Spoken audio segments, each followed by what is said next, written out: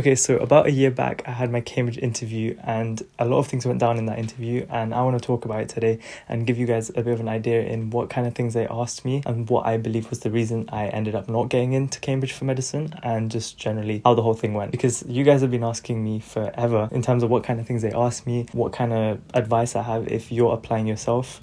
So today I'm going to break it all down. I had my interview in Pembroke College. That's the college that I applied for. In terms of the way the Cambridge interviews work, it's a panel interview. So for me, we had two people that were asking me questions. First, it was one lady and then it was another guy. And they kept on going back and forth in terms of different questions they'd ask me. Some about medicine, some a bit more weird. I'm going to go through all of it today. But I want to start off with how it felt actually going to that interview and that whole experience itself. So when I actually got in for the interview, I was a bit lost first. I had to ask someone. They took me to this room and I sat there for ages waiting. And then someone came, picked me up and took me to this random accom. So I didn't know where this interview place was.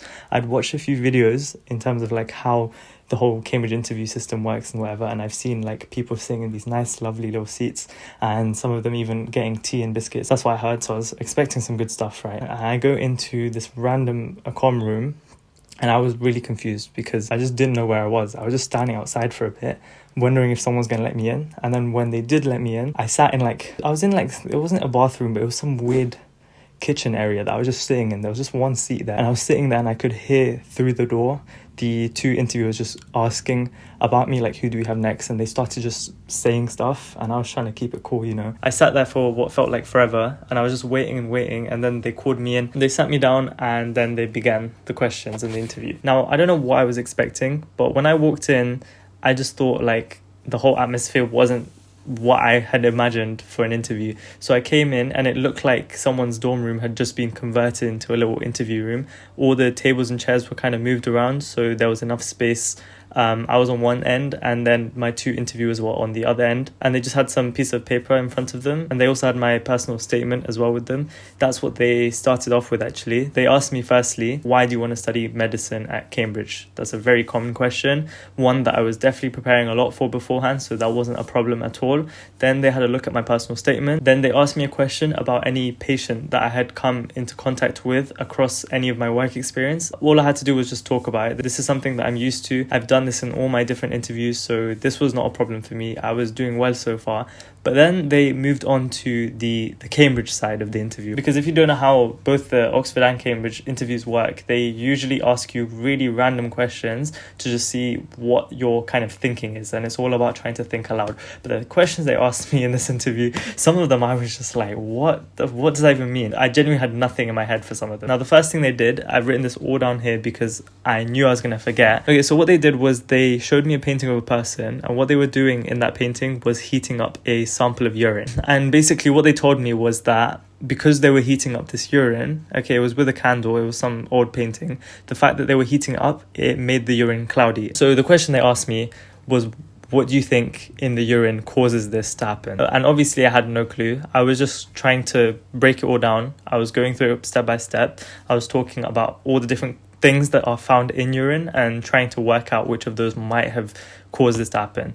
And then what they did was they showed me some images of an egg and they were like, could you perhaps now think about it? And then I was like, okay, it's probably a protein. My guess was that a protein was heated and that caused the protein to denature, and that might have caused the cloudiness or whatever. And what they then asked me was back to the egg. The same kind of thing happens. So if you look at an egg white, when you heat up an egg white, it becomes cloudy, it then becomes white, right? You know, when you're frying an egg, you go from that clear looking solution to something that's now white. What was it in the egg that could also be found in the urine that caused that to happen? Now, as you see, I don't know the compartments of an egg. I've eaten lots of eggs in my life. All I knew was that they were high in protein. I didn't know at this time that it was the fact that albumin, the protein specifically, was the reason for this. I think they told me this and I was like, yeah, okay, that makes sense. I've heard of that protein before.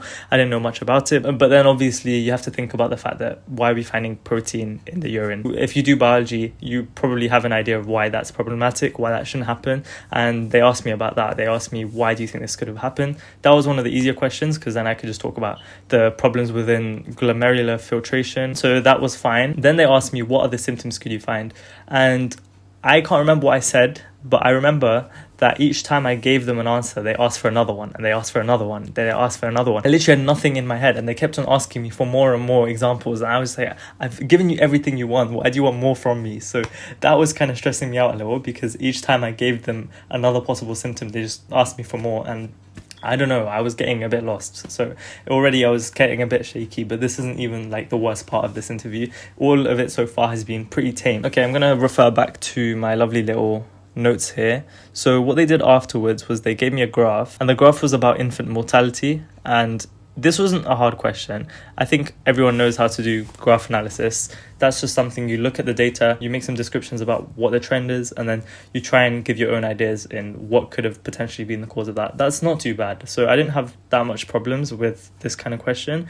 And then for some reason they switched it again. There were so many switches in this interview, and it was getting overwhelming because they just kept on switching between papers. So we had that, right? We had the work experience, then we moved on to egg whites, then we moved on to glomerular filtration, then we moved on to the graph, and then we just suddenly switched to gas exchange.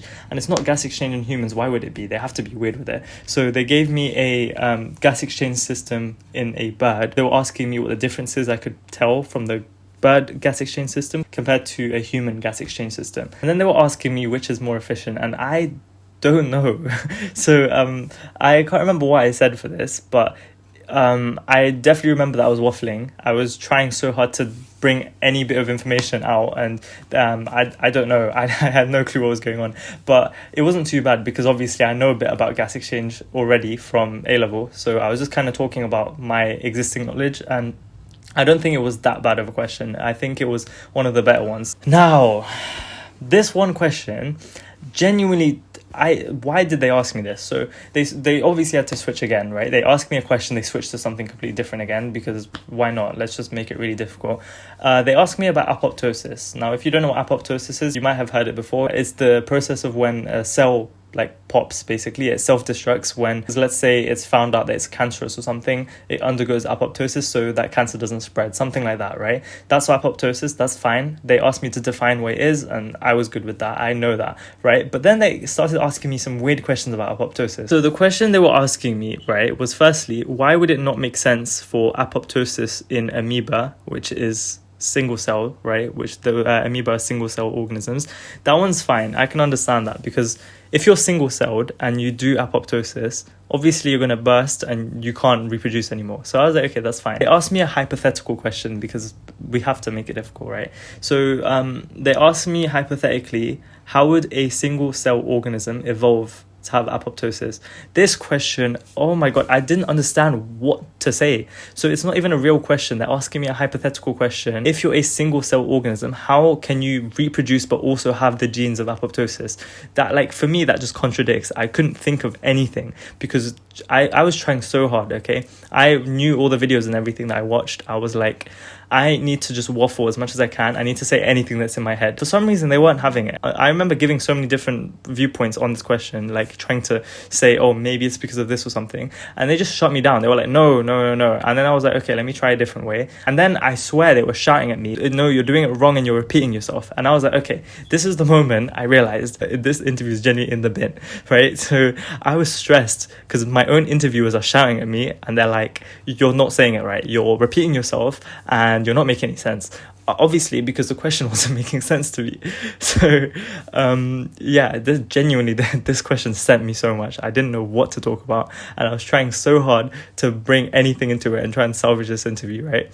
And again and again, they just kept on saying, no, that doesn't make sense. You're repeating yourself, whatever. And then they were just like, okay, fine, forget it. They gave me an answer and it didn't really make sense to me. And I was like, okay, cool. Thank you for answering my hypothetical question instead of me answering it. So they answered my own interview question. That's when you know it's horror. Yeah, so after that question, this is the one that genuinely confused me the most. Then they went back to a few more graphs. This time it was about disease prevalence.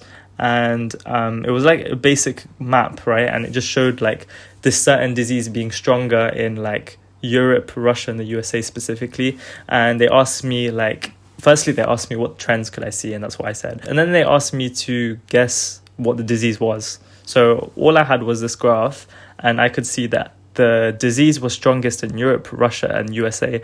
And I kept on giving guesses, and they were like, no. And it ended up being vitamin D deficiency, which fine, that makes sense, but like when I think of disease, I don't think of vitamin D deficiency, so it just never came into my head. And so like that one was in the bin as well, I guess. But yeah, the last question they asked me was about a fennec fox. It was literally a piece of paper and they had some images of animals, and they were just asking me, how is this adapted to its environment? How is this one adapted to its environment? You know what's crazy? This fennec fox question, literally a few days before my interview, my friend was asking me about this as well. He was testing me, and one of the things he asked me was about a fennec fox and how it's adapted to its environment. And to this day, I don't know how he predicted that question, but overall it didn't really do much anyways. So yeah, now maybe if you were in my shoes and you had these questions, you might have had a better chance at them. But I hope that the things I've mentioned to you have given you a bit of an idea on what kind of questions they like to ask. Obviously don't memorize this because the questions are different for every single person, so this is just my experience. I don't want you to take away from this that these are the kind of questions that are going to come up. This is just a potential list that's come up for me but might not come up for you, and it will just give you a bit of an idea on what to expect and how many questions overall that you get. Because as you can see, I got loads of questions and they kept on flicking between different things. It wasn't all in one area. They kept on moving from different places and just jumping around, and it was just too much for me. Now I want to also say, even though I didn't get into Cambridge, and now I have looked at my interview and how it went,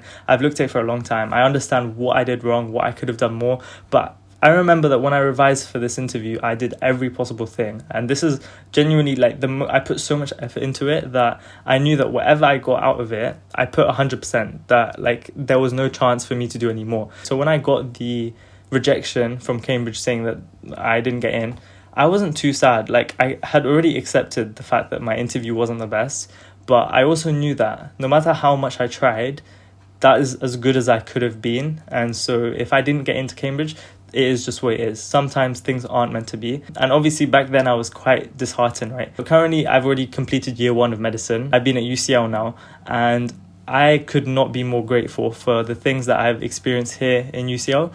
And now I think about it, I'm happy that I'm happy that I didn't get in, right? Because if I had gotten into Cambridge, who knows what my life could have been.